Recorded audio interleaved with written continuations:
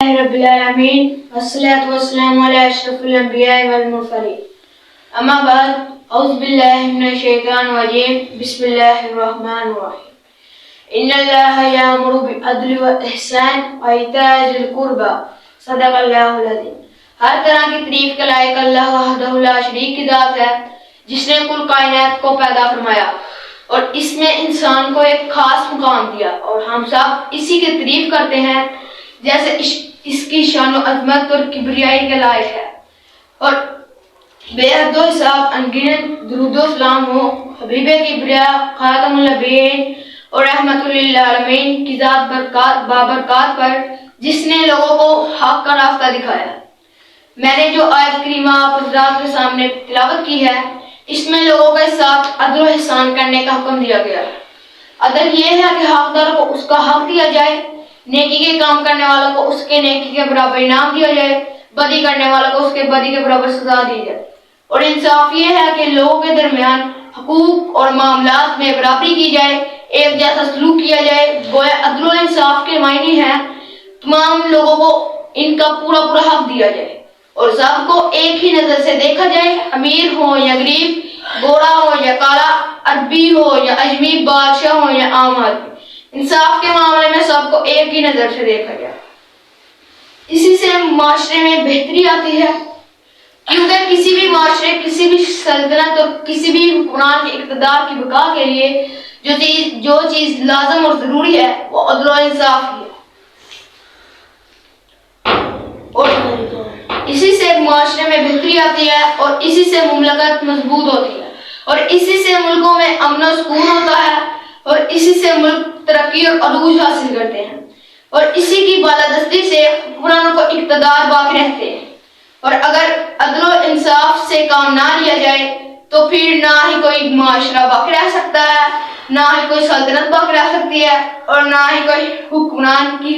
حکمرانی اور اقتدار باقی رہ سکتا ہے۔ اور ہمارے دین اسلام میں عدل و انصاف کی تعلیمات کو بڑی اہمیت دی گئی ہے کہ لوگوں کے درمیان عدل و انصاف سے کام لیا جائے۔ اعدلوا هو اقرب للتقوی، تم عدل کرو، یہ تقوی کے زیادہ قریب ہے۔ ایک آیت میں فرمایا گیا ان اللہ یامر بالعدل والاحسان وایتاء ذی القربی، بے شک اللہ تعالیٰ عدل و احسان اور رشتہ داروں کے حقوق ادا کرنے کا حکم دیتا ہے۔ احسان عدل سے بڑھ کر ہے، کیونکہ دوسرے کا حق پورا ادا کرنا اور اپنا حق پورا لے لینے کا نام عدل ہے، اور احسان یہ ہے کہ دوسروں کو ان کے حق سے زیادہ دیا جائے اور اپنے حق میں سے کم لیا جائے۔ اس لیے احسان کا حق عدل سے بڑھ کر ہے۔ یہی وجہ ہے کہ اللہ تعالیٰ نے محسنین کے لیے بہت بڑے اجر و ثواب کا وعدہ فرمایا ہے۔ للذین احسنوا فی ہذہ الدنیا حسنۃ وللدار الآخرۃ خیر،